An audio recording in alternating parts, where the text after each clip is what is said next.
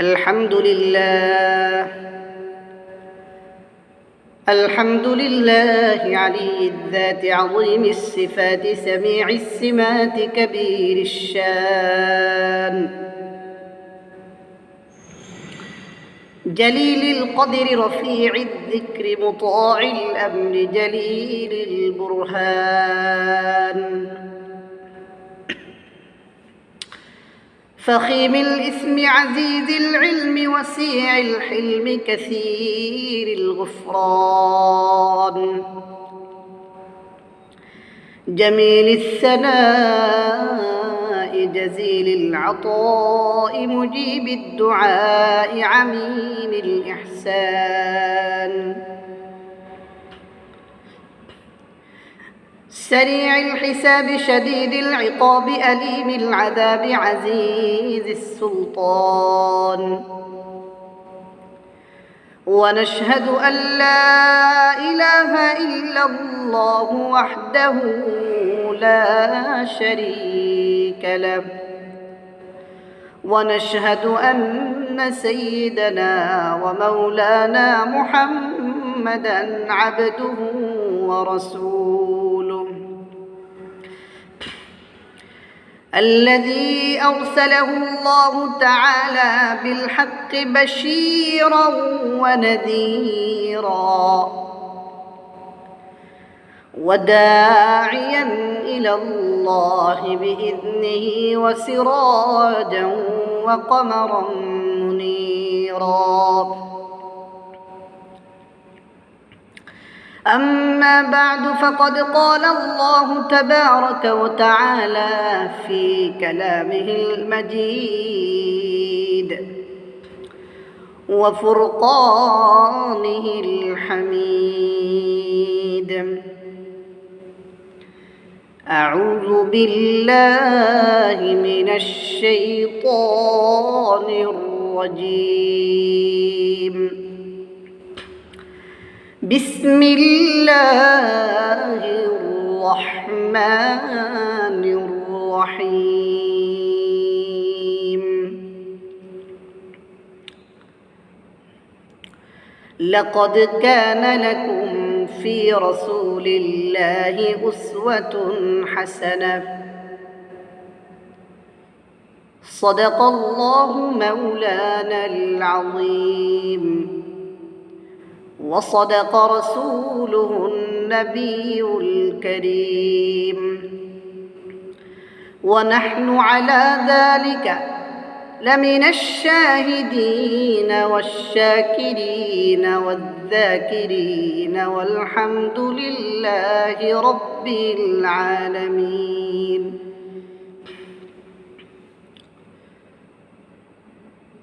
الحمد لله মহান রব্বে করিমের দরবারে লাখো কোটি শুকর ও সুজুদ যে মহান রব্বে করিম আমাদেরকে দ্বীনি মজলিসে বসার তৌফিক দিয়েছেন, এই জন্য দিল থেকে শুকর আদায় করি আলহামদুলিল্লাহ।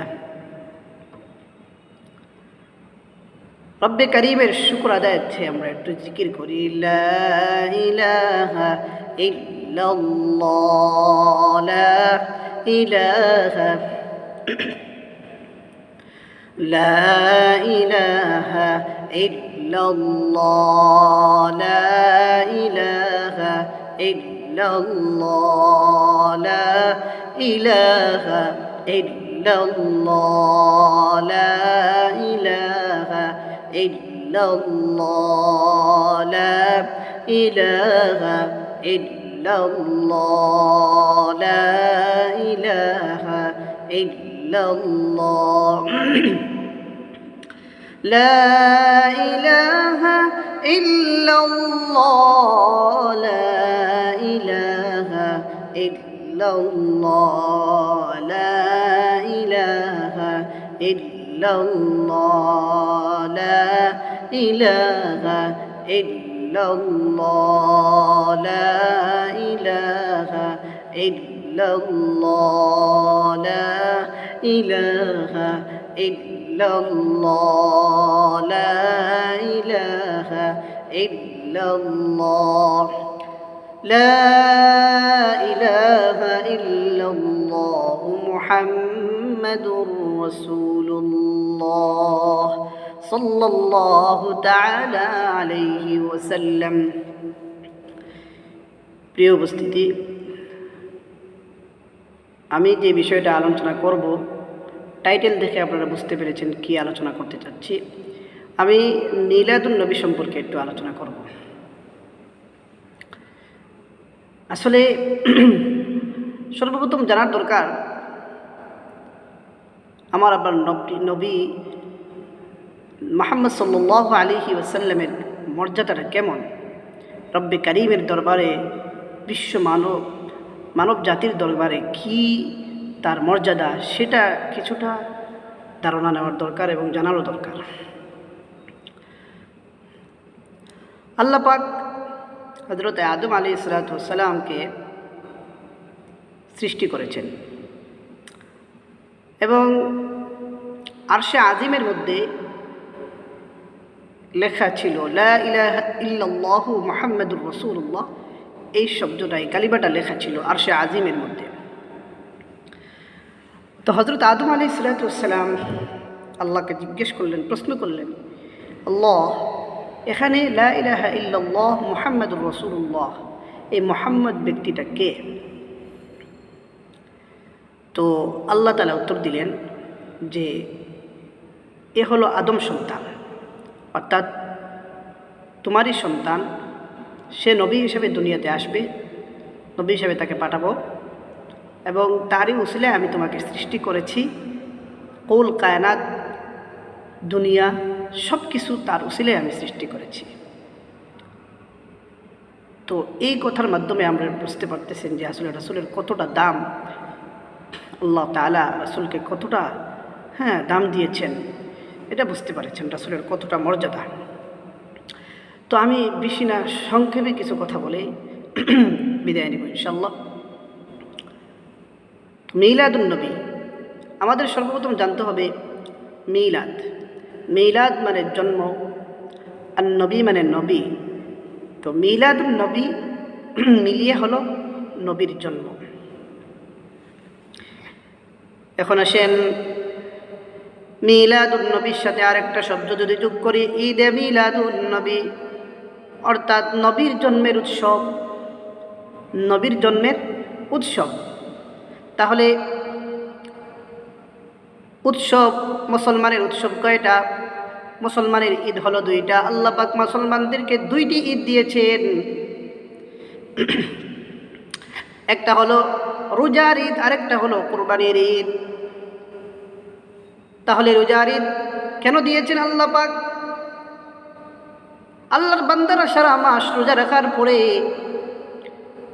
সারা মাস উপবাস থাকার কারণে আল্লাহ পাক মাসের পরে একটা দিন রেখেছেন, যেই দিনে সারা মাসের পুরস্কার দেওয়া হবে। যারা আল্লাহর জন্য রোজা রেখেছে, উপবাস থেকেছে, এই সকল ব্যক্তিদেরকে আল্লাহ পাক পুরস্কার দিবেন। এই জন্য ওই দিনকে আনন্দের দিন বানানো হয়েছে। ওই দিনকে আল্লাহ ঈদের দিনের জন্য নির্ধারণ করেছে। এই জন্য রোজার ঈদ বলা হয়। এই একটা হলো ঈদের দিন, আরেকটা হলো কুরবানির দিন। ওইটা কেন দেওয়া হলো? বলা হলো নিজের সম্পদ, নিজের পরিশ্রমের সম্পদ, মহব্বতের মাল, মহব্বতের প্রিয় জিনিসটাকে কোরবানি দেওয়া। এই কোরবানি দিয়ে আনন্দ প্রকাশ করা হলো ঈদ। এটা একটা ঈদ। এটা আল্লাহর জন্য নিজের মালকে কী করে দেওয়া? কোরবানি দিয়ে দেওয়া। নিজের মহব্বতের সম্পদটাকে আল্লাহর রাস্তায় ব্যয় করা, এটা ব্যয় করে আনন্দ প্রকাশ করাটাই হলো ঈদ। এই দুই ঈদ ছাড়া আল্লাহ পাক দুনিয়াতে আর কোনো ঈদ দেন নাই। তাহলে যে সকল ভাইয়েরা আরেকটা ঈদ বের করেছে, এই ঈদটা তো কোনো আল্লাহ পাকের দেওয়া ঈদ নয়, রাসূল পাকের দেওয়া কোনো ঈদ নয়। তাহলে এরা ঈদ কোথায় পেল?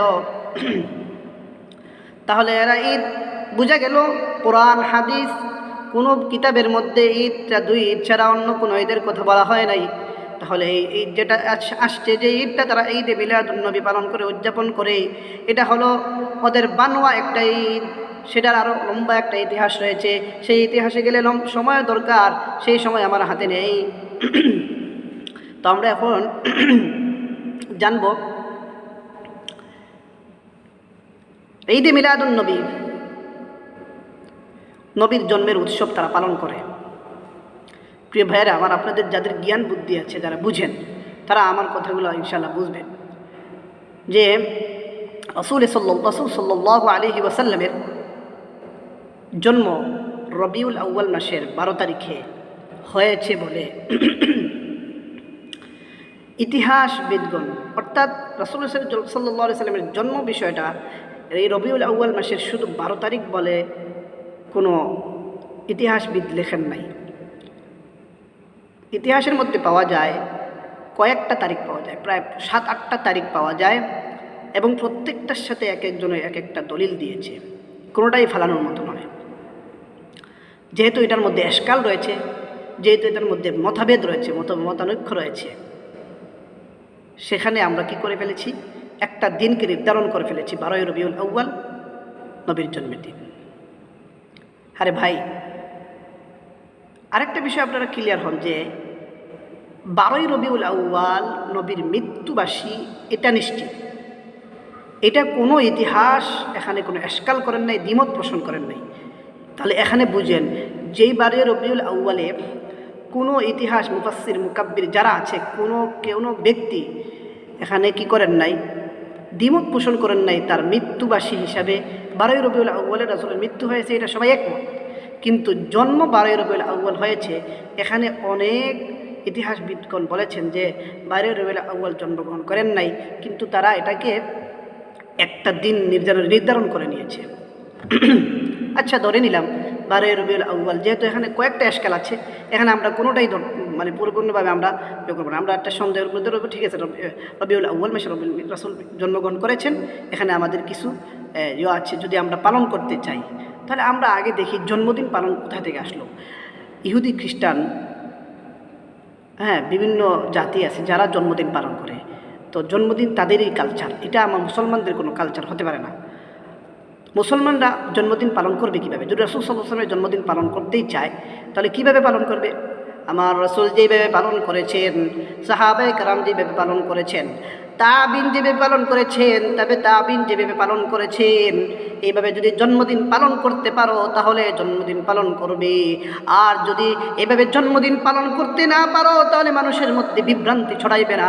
কারণ জন্মদিন মানে পালন করার কোনো বিষয় না। রাসূলের জন্মদিন পালন করতে পারবে না, কারণ রাসূল বলেছেন আমি সোমবারে রোজা রাখি কেন? রাসূলকে যখন প্রশ্ন করা হলো, সাহাবায়ে কেরাম প্রতি সপ্তাহে, প্রতি মাসে যখন রাসূল প্রত্যেক সপ্তাহে সোমবারে রোজা রাখতেন, সাহাবায়ে কেরাম জিজ্ঞেস করলেন, ইয়া রাসূলুল্লাহ, আপনি কেন সোমবারে রোজা রাখেন? রাসূল কয়েকটা উত্তর দিয়েছেন, তার মধ্য থেকে একটা উত্তর দিয়েছেন যে আমি আমার সোমবারের জন্মগ্রহণ করেছি বিদায় আমি সোমবারে রোজা রাখি। তাহলে রাসূল নিজের জন্মদিন পালন করেছেন রোজা রাখার মাধ্যমে। তাহলে আপনারা যে সকল ভাইয়েরা আনন্দ উৎসব করেন, নাচানাচি লাফালাফি করে রাসূলের জন্মদিন পালন করেন, আমি আপনাদেরকে বলতে চাই আপনারা রোজা রেখে রাসূলের জন্মদিন পালন করেন। আরেকটা বিষয় হলো, আপনারা বুঝেন, বিষয়টা হলো যেহেতু রাসূলের মৃত্যুবাসী, এটা 12 রবিউল আউয়াল মৃত্যুগ্রহণ করেছেন, এটা নিয়ে যেহেতু কোনো মতভেদ নাই, কোনো মতানৈক্য নেই, তাহলে আসেন আপনার পাড়া প্রতিবেশী, অর্থাৎ আপনার বাসায় আপনার বাবা মারা গেছে, অথবা আপনার মা মারা গেছে, অথবা আপনার আত্মীয় স্বজন কেউ মারা গেছে, মারা যাওয়ার পরে আপনারা কান্নাকাটি করতেছেন, শোক প্রকাশ করতেছেন। এমন তো অবস্থায় যদি আপনার কোনো বন্ধু, আপনার কোনো পাড়ার লোক যদি আইসা আপনার বাড়িতে অনুষ্ঠান করে, পাশাপাশি বেলুন ফুলায়, বিভিন্ন কিছু করে সাজিয়ে গুছিয়ে যদি আপনার বাসায় অনুষ্ঠান করে, যে বন্ধু অমুক মারা গেছে, আপনার বাবা মারা গেছে, আপনার মা মারা গেছে, আমরা সবাই একটা উৎসব পালন করি, তাহলে এই উৎসব কি আপনারা কি আপনাদের মেধা জ্ঞান থাকলে আপনারা কি এই আনন্দ করতে দিবেন, নাকি ঝাড়ু দিয়ে তাকে পিটাবেন? যদি এই কথাটা বুঝে থাকেন, আপনার কষ্টর সময় সে আইসা আনন্দ প্রকাশ করতে চায়, তাহলে আপনি যদি প্রকৃত উম্মত হয়ে থাকেন, আপনার নবীর ভালোবাসা আপনার ভিতরে যদি থাকে, তাহলে আপনি 12 রবিউল আউয়ালে যেহেতু রাসূলের জন্মদিন মৃত্যু সম্পর্কে কোনো কথা কেউ মতানৈক্য করেন নাই, যে এই 12 রবিউল আউয়ালের জন্য 12 রবিউল আউয়ালে মৃত্যুবরণ করেন নাই, যেহেতু 12 রবিউল আউয়ালে যেহেতু ওনার মৃত্যুবরণ হয়েছে, এটা নিয়ে কেউ মতানৈক্য করেন নাই। অতএব আপনার মহব্বত, রসুলের মহব্বতের প্রিয় ভাইদেরকে বলতেছি, আপনারা এদিক দিয়ে রাসূল ইন্তেকাল করেছেন 12 রবিউল আউয়ালে, আর আপনি ওই 12 রবিউল আউয়ালে জন্মবার্ষিকী পালন করতেছেন, মনে করতেছেন সেখানে রাসূলের মৃত্যুবার্ষিকী এই দিন হয়েছে, আপনারা শোক প্রকাশ না করে আপনারা সেখানে আনন্দ করতেছেন। বোঝা গেল আপনি প্রকৃত উম্মত হতে পারেন নাই, আপনি রাসূলের মহব্বত আপনার ভিতরে নাই। আরেকটা বিষয় হলো, আপনার যদি রাসূলের মহব্বত থেকে থাকে, আপনার রাসূলের মহব্বতের কোনো কিছু সুন্নত আপনার ভিতরে থাকতে হবে। রাসূলের সুন্নত যার ভিতরে নাই, সে কোনোদিন প্রকৃত মহব্বতওয়ালা হতে পারে না। যার মধ্যে টুপি নাই, যার পরনের মধ্যে রাসূলের সুন্নতের পোশাক নেই, যার মাথার মধ্যে টুপি নাই, যার অঙ্গ প্রত্যঙ্গের মধ্যে রাসূলের সুন্নত নাই, সে যদি 12 রবিউল আউয়ালে নবীর ঈদে মিলাদুন নবী পালন করিয়া নবীর জন্মদিন উৎসব পালন করে, তাহলে হে প্রকৃত উম্মত নয়। কারণ প্রকৃত উম্মত হতে হলে তার ভিতরে রাসূলের সুন্নত থাকতে হবে। আপনি রাসূলের মহব্বত জাহির করেন, অথচ আপনার ভিতরে রাসূলের কোনো সুন্নত নেই। রাসূলের চলাফেরা, রাসূলের উঠা বসা, রাসূলের পোশাক আপনার শরীরের মধ্যে নাই, আর আপনি রাসূলের উম্মত দাবি করে একদিন শুধু আপনার রাসূলের জন্য কি করলেন, আনন্দ ফুর্তি করে ফেললেন, রাসূলের জন্মদিন পালন করতেছেন। অথচ আজকে যেই দিন আপনি জন্মদিন পালন করতেছেন, এই দিন সম্পর্কে অনেক মতানৈক্য রয়েছে, ইতিহাস বলেছে। আপনারা যদি মুখ দিয়ে বলেন হবে না, ইতিহাস সাক্ষী, ইতিহাস বলেছে এখানে 12 রবিউল আউয়ালে যদি জন্মগ্রহণ করেছেন, এটা পরিপূর্ণভাবে ধরে নেওয়া যাবে না। কারণ আরও কয়েকটা তারিখও রয়েছে, এবং কয়েকজন ইতিহাসবিদ এটাও বলেছেন যে 12 রবিউল আউয়াল সম্পর্কে ওনারা বলেছেন যে ওই 12 রবিউল আউয়ালে জন্মগ্রহণ করেন নাই। অথচ 12 রবিউল আউয়ালে যে উনি মৃত্যুবরণ করেছেন, এটা সঠিক, এটা সহিহ, এটার মধ্যে কেউ মতানৈক্য করেন নাই। তাহলে আপনারা ওইটা বেশি কোনটার গুরুত্ব দিতে হবে? যদি আপনি বুঝে থাকেন, আপনার বুদ্ধি থাকে, তাহলে আপনি এটাকে গুরুত্ব দিবেন। রাসূলের মৃত্যুবাসী, আপনি ওই দিন রাসূলের জন্য রোজা রাখেন। রাসূলের মৃত্যুবাসী, আপনার বাবা মারার পরে 1 বছর পরে আপনার বাবার জন্য গরু কুরবানি করলেন, গরু জবাই দিয়ে আপনি কি করলেন, বাবার জন্য কি করলেন, দোয়া দরুদ করালেন। আপনি বাবার জন্য এত কিছু করতে পারলেন, অথচ আপনি রাসূলের একজন উম্মত। আপনি রাসূলের মৃত্যুবাসীর সময় কি করেছেন? রাসূলের মৃত্যুবাসীর সময় কি আপনি কোনো গরু জবাই দিয়েছেন? আপনি কি আপনার কোনো টাকা পয়সা ব্যয় করেছেন মানুষের মধ্যে? এটা কি করেছেন? যদি এটা করতে না পারেন, তাহলে আপনি কীভাবে রাসূলের উম্মত হলেন? আপনি শুধু আনন্দটাই করতে বুঝলেন। আর আনন্দ তো এটা, জন্মদিন পালন করা তো ইসলামে নাই, সেখানে আপনি রাসূলের জন্মদিন পালন করেন, কত বড় কথা।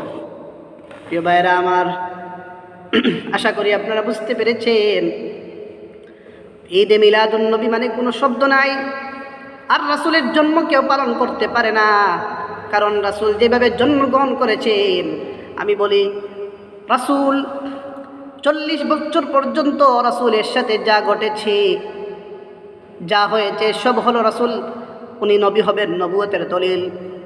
অর্থাৎ 40 বছর পর্যন্ত রাসূল যা করেছেন, যা আমল করেছেন, যা কিছু করেছেন, এগুলা উম্মতের জন্য পালনীয় নয়, বর্জনীয় নয়। তবে 40 বছরের পরে রাসূল সাল্লাল্লাহু আলাইহি ওয়াসাল্লাম যা করতে বলেছেন, সাহাবায়ে কেরাম যা করতে বলেছেন, যা নিষেধ করেছেন, যা বারণ করেছেন, সেগুলো আমাদের পালনীয় রয়েছে, বর্জনীয় রয়েছে। শুধুমাত্র 40 বছর পর থেকে নিয়ে 13 বছর মক্কা এবং 10 বছর মদিনা, এই কয়েক বছরের যা করেছেন, বলতে বলেছেন, সব কিছু পালনীয় উম্মতের জন্য। আর 40 বছর পর্যন্ত, জন্মের পরে 40 বছর পর্যন্ত রাসূল যা করেছেন সেগুলো উম্মতের জন্য কোনো পালনীয় না, বর্জনীয় না। এটা হলো রাসূল সাল্লাল্লাহু আলাইহি সাল্লাম এর নবুয়তের দলিল, নবী হবেন যে এই নবুয়তের দলিল হিসাবে এগুলো হয়েছে, যা প্রকাশ পেয়েছে। তাহলে রাসূল সাল্লাল্লাহু আলাইহি ওয়াসাল্লাম যখন দুনিয়াতে আগমন করলেন, হযরতে মা আমিনা ওনার পেটে যখন রাসূল আগমন করলেন। তো মা আমিনা বলেন, আমি কোনো টের পাই নাই, এমন কোনো আলামতও দেখা যায় নাই। এটা রাসূলের মাধ্যমে, রাসূলের জন্য হয়েছে, এটা কোনো উম্মতের জন্য হয় নাই। উম্মতের মধ্যে কোনো মার গর্ভে সন্তান আসলে মার গর্ভ দেখলে তাকাইলে বোঝা যায় তার পেটে সন্তান রয়েছে, কিন্তু রাসূলের ক্ষেত্রে এটা হয় নাই। এরপর রাসূল যখন জন্মগ্রহণ করলেন, জন্মগ্রহণ করা অবস্থায় মহিলাদের যে সমস্যাগুলো হয়ে থাকে, মহিলাদের যে ব্যথা ওঠে, মহিলাদের যে কষ্ট হয়, সেই কষ্টটা আমার রাসূলের মার হয় নাই। এরপরে রাসূল সাল্লাল্লাহু আলাইহি সাল্লাম জন্মগ্রহণ করার পরে পারস্য সম্রাটের যতগুলো গম্বুজ, 14টি গম্বুজ ধসে পড়ে গেল। এরকম কিছু ঘটনা ঘটেছে, এরকম অনেক ঘটনা ঘটেছে। হাজার হাজার বছর ধরে অগ্নিকুণ্ড জ্বলতেছিল, যে অগ্নিকুণ্ড মানুষ পূজা করতেছিল, এই অগ্নিকুণ্ড কেউ নিভাইতে পারে নাই। কিন্তু রাসূল সাল্লাল্লাহু আলাইহি সাল্লাম দুনিয়াতে আগমন করার সাথে সাথে সেই হাজার বছর ধরে জ্বলন্ত অগ্নিকুণ্ড নিভে যায়। তাহলে আপনারা কি বুঝলেন? রাসূলের জন্ম কি পালনীয়? কোনোদিন পালন করতে পারবেন না। রাসূলের জন্ম এমন একটা বিষয় যে রাসূল যেভাবে জন্মগ্রহণ করেছেন আপনিও সেভাবে করতে পারবেন না কোনোদিনও। রাসূল জন্মগ্রহণ করার পরে আসমানের দিকে গিয়ে আল্লাহর নাম উচ্চারণ করেছিলেন, সেটা আপনি কোনোদিন করতে পারেন নাই, করতে পারবেনও না। অতএব এগুলা মানুষকে ধোঁকাবাজি ছাড়া আর কিছুই নয়। আপনি যদি রাসূলকে মহব্বত করতে চান, রাসূলকে যদি ভালোবাসেন, তাহলে 12ই রবিউল আউয়ালে রাসূলের মৃত্যুবাসী, এটা নিশ্চিত, ওটাকে আপনি পালন করেন। রাসূলের জন্য নিজের জীবনের কিছু অর্থ সম্পদ ব্যয় করেন, রাসূলের জন্য সেটা করেন। আপনি কেন রাসূলের জন্য, রাসূল যেটা বলেন নাই, যেটা করেন নাই, সাহাবায়ে কেরাম যেটা করেন নাই, আপনি সেটা করতেছেন? এগুলো শুধুমাত্র মানুষের বানোয়ার জিনিস ভাই। তো আজকেই এই পর্যন্তই। ওয়া আখিরু দাওয়ানা আলহামদুলিল্লাহি রাব্বিল আলামিন।